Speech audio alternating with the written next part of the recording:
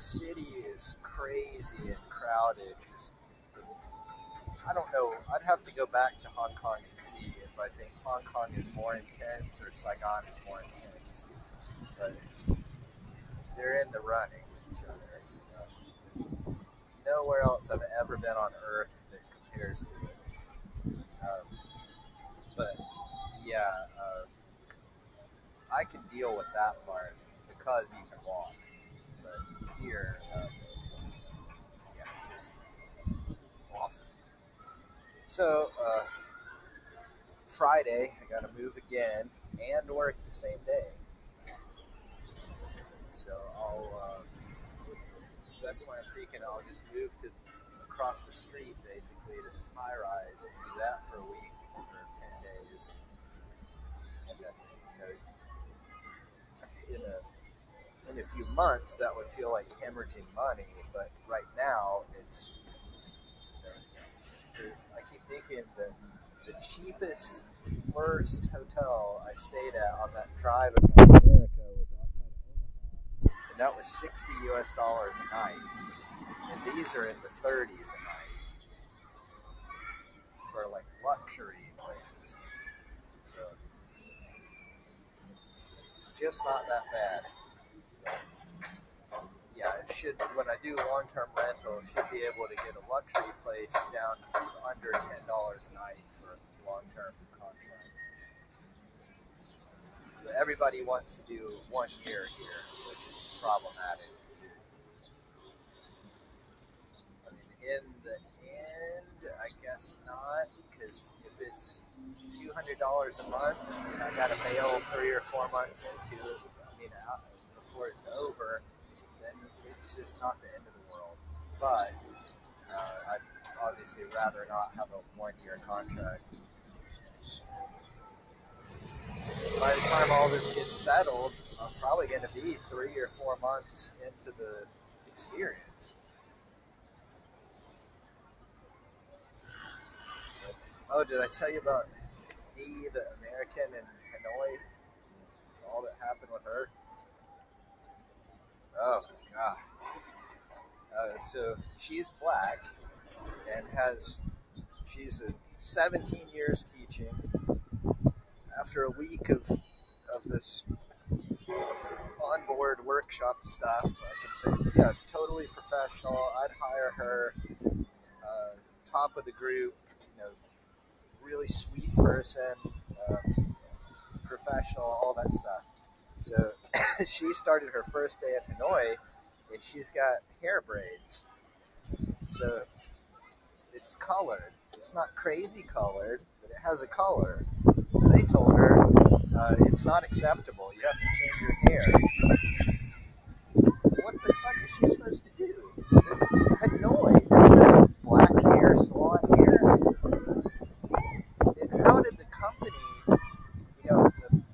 talking to Lauren last night about it, yeah, she also had that view. Like, it is unthinkable that a teacher would have dyed hair or any colored hair.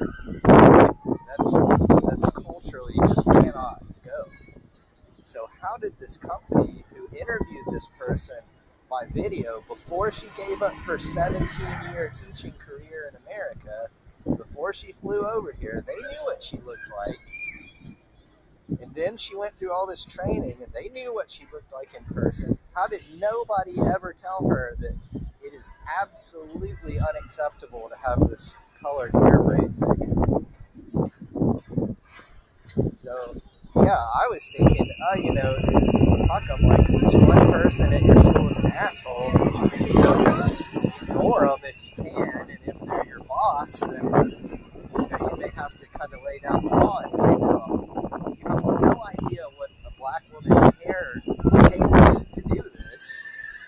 I'm not going to change my hair, I'm not going to shave my head, I'm not going to, go through, I don't know what all it takes. I just had enough black friends to know that this is, a major undertaking. This is not a regular woman's appointment to go get her hair cut or something. So, yeah, but from what Long's reaction was about it, they cannot they have no sympathy, like they have no understanding in any way of what it's like for somebody different from them. The attitude is, oh, well, just go get your hair changed. So, so I don't know what she's gonna do. She said she cried all day yesterday about it. They were so rude to her and just awful. So, yeah. Oh. So yeah, I'm not the only one running into problems. But yeah, I didn't tell her yet, but it looks like her choice is quit and go back to America or shave your head. You have no other choice and just be bald because yeah, she can't do that. She said if you her hair will turn green if she tries to remove the color from it, and there's nothing that black hair can do about that. That yeah, if she agreed to change it in 3 or 4 years, it might grow out long enough that it would just be normal color. But yeah, so, yeah, I feel so bad for her. She's really sweet. She made me very patriotic. She wrote thank you letters for all of us to write on and sign to give to instructors, and then wrote everybody in the cohort a personal letter about how nice it is to get to know us and wish us the best and all that stuff. Yeah, really thoughtful person. She's the one who quit America because she said that she had been kicked and punched and spat on and stabbed and just decided that that's enough of it. But, yeah, at least I told her if they make her have green hair, then I'll grow my hair out and dye it green in sympathy. So at least I got her to laugh. But yeah, I don't know what she's gonna do. She's way ahead of the game compared to me for all this other stuff for housing and documents and all that. So she's already paid her deposits and signed a contract on an apartment and all that. She's locked in. So, yeah, I don't know. I,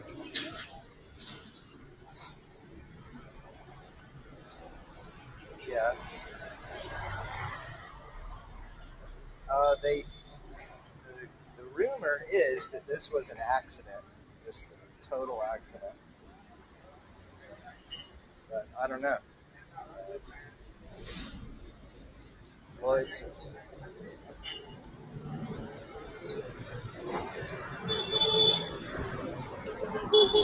what?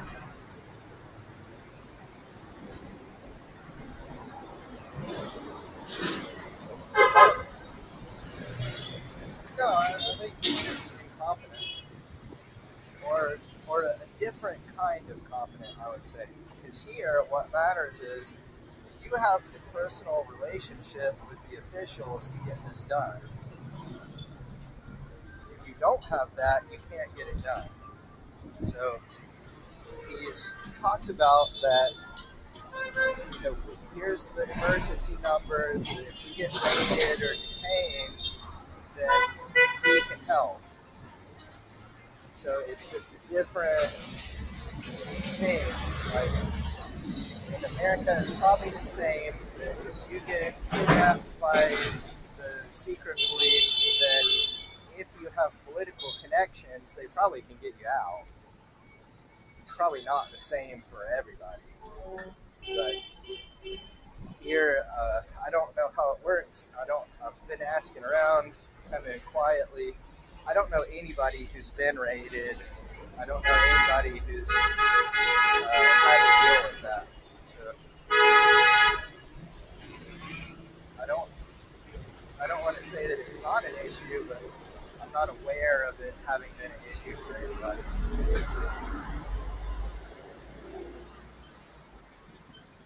Yeah, with him, I can't.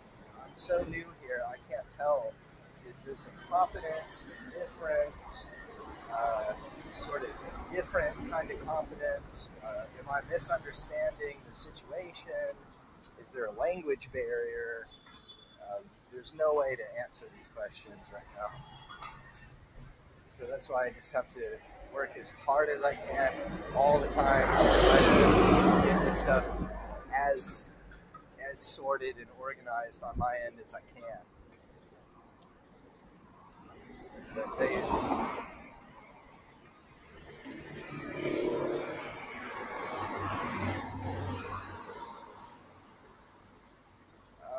well, I don't know that they're jerking me around. I'm an immigrant. The immigrant life is hard. So they probably, I have to accept that that money is probably all gone. But, and I haven't even started to pay the chunk of it. I got to come up with 12 million to even start the paperwork thing. I was trying to look at if when you get back, could I somehow get you copies of all those originals again and then get them notarized again, and then I don't have to pay for that here because this is $500 to do that here if I can even find my police paper, which I don't know what happened to it. It's unbelievable that it wouldn't be there in the folder, but it's not. Suspicious? What do you mean? I don't know that they did. I just know I don't have it, and they say they don't have it. But it never was anywhere else. It was never out of that folder except at that head office when they rushed us over there at the end of the day when we're too tired to even know where we were. Like when they said which office, I didn't even know what to say. I don't know. Just the one that they sent me to. They threw us all in a taxi and off we went. So,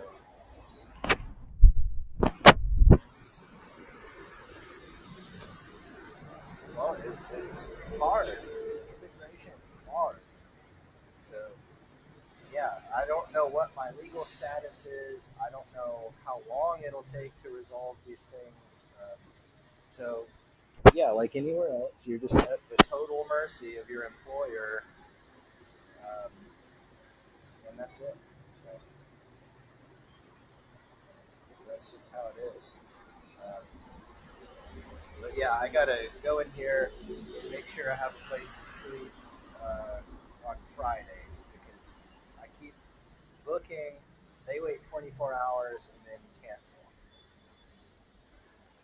So got to be done now. I think it's just there for. I think maybe they're selling it out.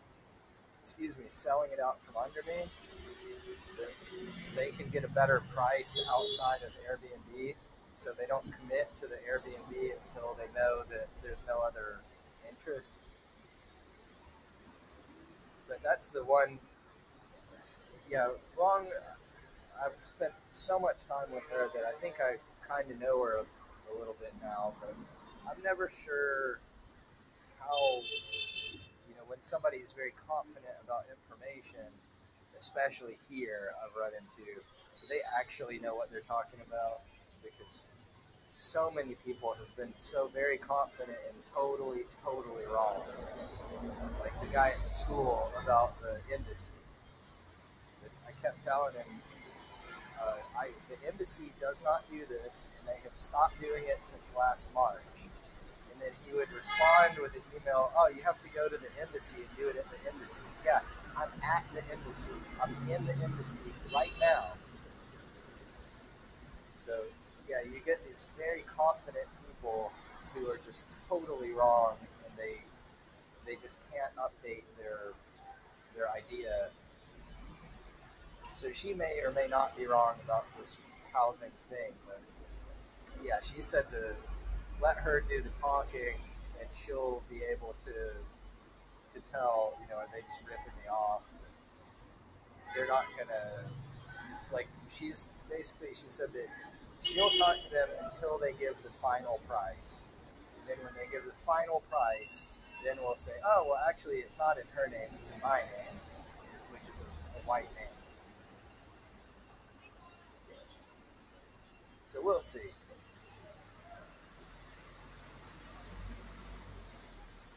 Um,